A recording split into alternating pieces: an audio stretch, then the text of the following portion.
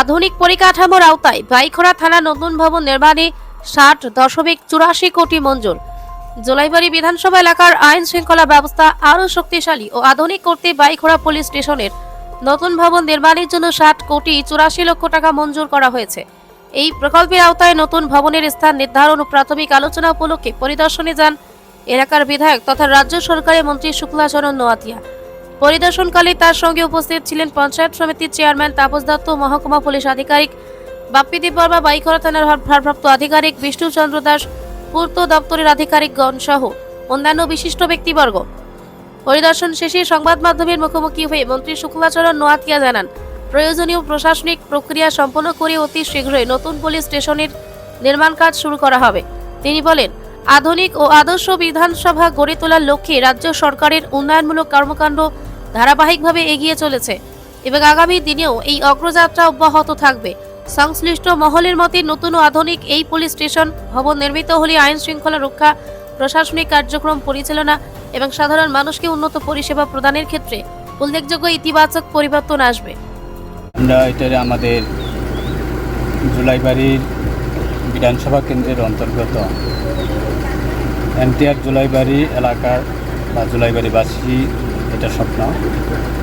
যে দীর্ঘ বছরের একটা পুরানো পিএস সেটাকে নতুন বিল্ডিং, দুতলা বিল্ডিং, ডাবল স্টোর বিল্ডিং, পিএসের নতুন বিল্ডিং করার জন্য রাজ্যের মাননীয় মুখ্যমন্ত্রী উনি স্যাংশন দিয়েছিলেন প্রায় 60.84 কোটি টাকা এবং গত অর্থ বছরে সেটা আমরা স্যাংশন পেয়েছি এবং সেটা নতুন বিল্ডিং করার জন্য আজকে আমরা পিডব্লিউডি কনস্ট্রাকশন ডিপার্টমেন্ট এবং পুলিশ আরক্ষা দপ্তরের সহযোগিতায় আমরা বাইখরা পিএসে নতুন বিল্ডিং সেটা কনস্ট্রাকশন করার জন্য আমরা লোকেশন ভিজিট করি এবং ফাইনাল করি। সেখানে গিয়ে আমরা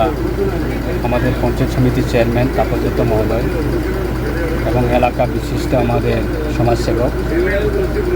মনীন্দ্র বিশ্বাস, বাইখরা পিএসের ওসি সাহেব এবং শান্তিবাজার এসডিপিও সাহেব, পিডব্লিউডি এসডি সাহেব, অন্যান্য নেতৃত্বের উপস্থিতিতে আমরা সেখানে আলোচনা করেছি এবং খুব সুন্দরভাবে যাতে সময়ের মধ্যে যাতে সম্পন্ন করা যায় এবং লোকেশনও যাতে ন্যাশনাল হাইওয়ে সেই রাস্তা যাতে সুবিধা হয় তার ক্ষেত্রে সেটা আমরা আলোচনার মাধ্যমে সেটা সিদ্ধান্ত নিয়েছি। আগামী কয়েকদিনের মধ্যে